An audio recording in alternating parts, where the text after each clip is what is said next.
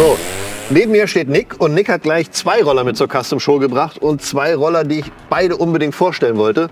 Aber Nick, stell doch erstmal du dich selber vor. Ja, ich bin der Nick, komme aus Kalchreuth in der Nähe von Nürnberg. Ich fahre seit ungefähr den 90er, 91 fahre ich Westbahn Lambretta.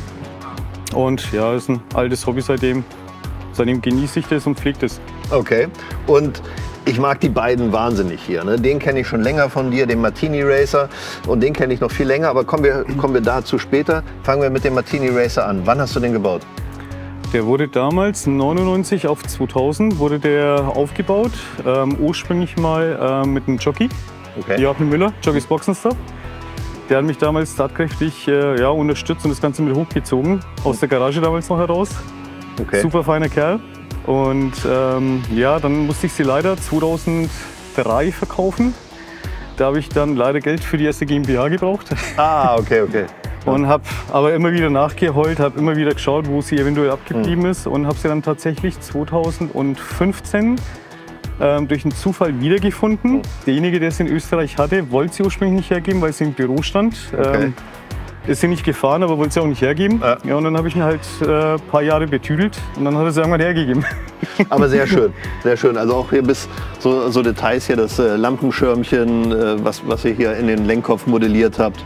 Und Lambretta-Gabel war ja auch mal eine große Mode einzubauen. Ne? Sieht in jedem Fall cool aus, wie es so fährt, da sprechen wir lieber nicht drüber. Genau, ist nur Optik. Genau. Und natürlich ganz klassisch der Heckcut mit den Rücklichtern, mit den eingelassenen. Wo hast du die gekauft? Ja, natürlich bei SIP. Wollte ich kurz hören. Ne? Und wie bist du auf Martini gekommen? Wie bist du auf das Thema gekommen? Kommt eigentlich aus der Rallye-Geschichte heraus. Ursprünglich mit dem Lancia Delta Integrale. Okay. Und hat mir unheimlich gefallen damals von der Lackierung, auch vom sportlichen Event her. Und das war dann so eigentlich so die Zielsetzung. Auch mit dem Heck. Du kannst es also mit ein paar Schrauben komplett dann abziehen, genauso wie beim Integrale. Ja, und das war damals die Geschichte eigentlich, die dahinter steckt. Sehr schön. Und dann kommen wir mal zu dem anderen Roller hier. Das ist ein Roller, den gibt es ja schon relativ lange. Aber ich muss sagen, ich kenne den schon aus Zeitungen und sowas von damals, habe ihn aber live nicht gesehen. Und als er eben hier reingerollt ist, dachte ich so, okay, den muss ich filmen, weil der sieht live wirklich sehr geil aus. Sag doch mal was zu der Lambretta. Kommt ursprünglich aus Österreich, Pfeildesign, Lackierung. Motor hat damals der Zini gemacht, genau. Und war eigentlich meine Traumlambretta damals. Natürlich unbezahlbar.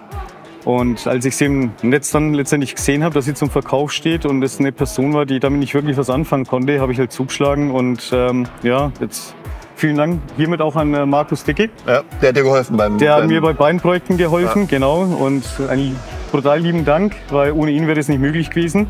Okay. Und ja, jetzt stehen sie so da, wie sie sind. Und also ein alter Custom-Klassiker, wieder neu aufbelebt, da stehe ich ja sehr drauf, vor allem weil Zini damals hier wirklich ganze Arbeit geleistet hat, was auch die Formgebung auch in Details angeht, hier mit der Hutze, die hier einlaminiert ist und generell, dass alles ein bisschen tiefer ist. Ein SX-Drop auf GP-Beinschild finde ich auch immer sehr schön. Wirklich schöner Roller. Nick, danke für deine Zeit und danke, dass du den Roller hergebracht hast. Und viel Spaß. Danke.